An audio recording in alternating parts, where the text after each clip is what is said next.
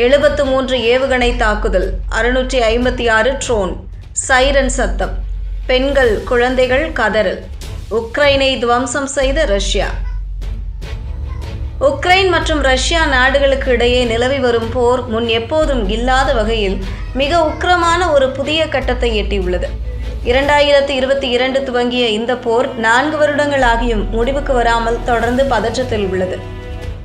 Russia மீது America தடை விதித்த பின்பு தாக்குதல்கள் குறைந்து இருந்த நிலையில் கடந்த 24 மணி நேரத்தில் உக்ரைனிய நகரங்களை குறிவைத்து ரஷ்ய இராணுவம் தங்களின் வரலாற்றிலேயே மிகப்பெரிய அளவிலான வான்வழி தாக்குதலை தொடுத்துள்ளது.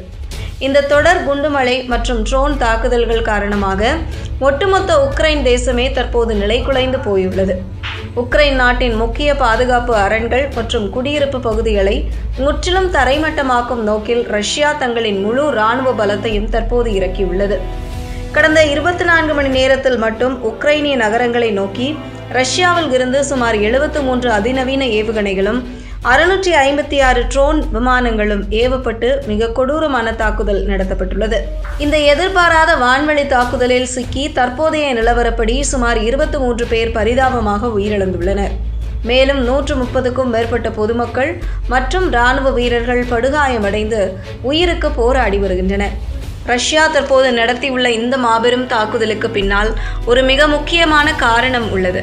கடந்த மாதம் 22ஆம் தேதியன்று ரஷ்யாவின் ஆக்கிரமிப்பு பகுதியில் இயங்கி வந்த ஒரு முக்கிய ட்ரோன் பயிற்சி முகாமை குறிவைத்து உக்ரைன் இராணுவம் அதிரடி தாக்குதலை நடத்தியிருந்தது.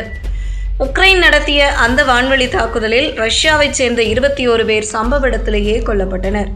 தங்களின் இராணுவ முகாம் மீது நடத்தப்பட்ட அந்த சம்பவத்திற்கு பழிக்கு பழி வாங்க வேண்டும் என்பதற்காகவே தற்போது உக்ரைன் மீது இந்த அதிரடி தாக்குதலை தொடுத்துள்ளதாக ரஷ்யா அதிகாரப்பூர்வமாக தெரிவித்துள்ளது.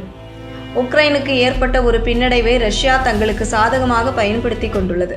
தற்போது மத்திய கிழக்கு பகுதியில் ஈரானுடனான கடுமையான போரில் அமெரிக்கா நேரடியாகவும் மறைமுகமாகவும் ஈடுபட்டு வருகிறது. ஈரானுடனான போரின் காரணமாக அமெரிக்கா தங்களின் வசம் இருந்த ஏராளமான வான் பாதுகாப்பு அமைப்புகளை பெருமளவில் பயன்படுத்தி தீர்த்துவிட்டது. இதன் காரணமாக தற்போது ரஷ்யாவின் ஏவுகணைகளை எதிர்கொள்ள தேவையான வான் பாதுகாப்பு ஆயுதங்களை உக்ரைனுக்கு உடனடியாக வழங்க முடியாத ஒரு இக்கட்டான நிலை அமெரிக்காவுக்கு ஏற்பட்டுள்ளது. உக்ரைனின் இந்த ஆயுத பற்றாக்குறையையும் அமெரிக்காவின் பலவீனத்தையும் புரிந்து கொண்ட ரஷ்யா தனது தாக்குதலை பல மடங்கு தீவிரப்படுத்தி பெரும் பாதிப்பை தற்போது உக்ரைனுக்கு இந்த தாக்குதல் மூலம் கொடுத்துள்ளது.